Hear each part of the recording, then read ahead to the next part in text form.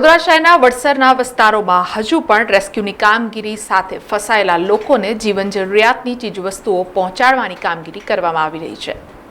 વડોદરા શહેરમાં આવેલા પૂરના કારણે અનેક વિસ્તારોમાં વરસાદી પાણી ભરાયા હતા, જેમાં વિશ્વામિત્રી નદી નજીક આવેલ માંજલપુર, વડસર, કલાલી વિસ્તારમાં વિશ્વામિત્રી નદીના પાણી ફરી વળ્યા હતા।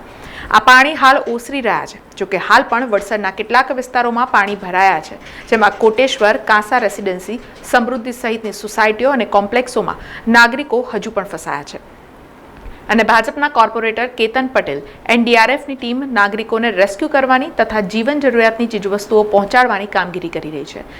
આ વડસર વિસ્તાર આવ્યો છે અને હાલ અહીંયા જ્યારે રેલ આવી હતી ત્યારે પાણી ભરાયા હતા અને આ નદીની ખૂબ નજીકનો વિસ્તાર છે, એટલે હાલની તારીખમાં પણ પાણી ભરેલા છે।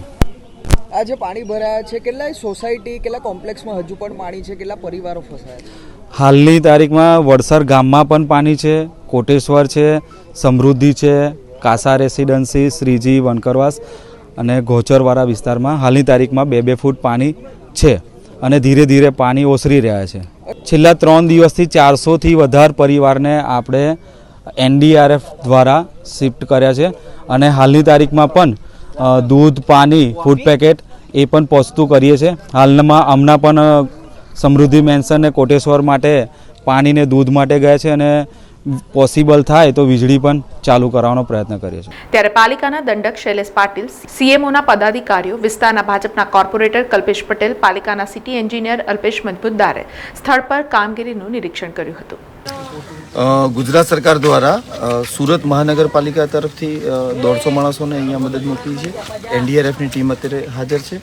અહીંયા લોકલ એનજીઓઝમાંથી જય રણછોડ છે, પાટીલ સાહેબ છે, ડીવાયએમસી મજુમદાર સાહેબ છે, કેતનભાઈ છે, આ બધા અહીંયા હાજર છે।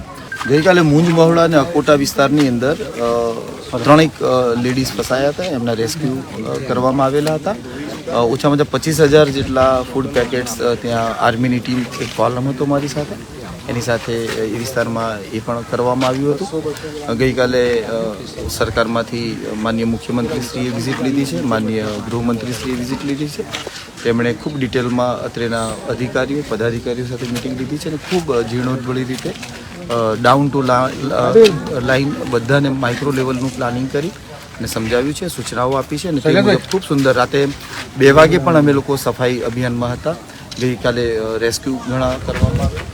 સમાચારોના સતત અપડેટ માટે TNN ન્યૂઝને YouTube પર સબસ્ક્રાઇબ કરી બેલ આઇકોન પ્રેસ કરો અને અમારી સાથે જોડાયેલા રહો Facebook, Instagram અને Twitter ઉપર।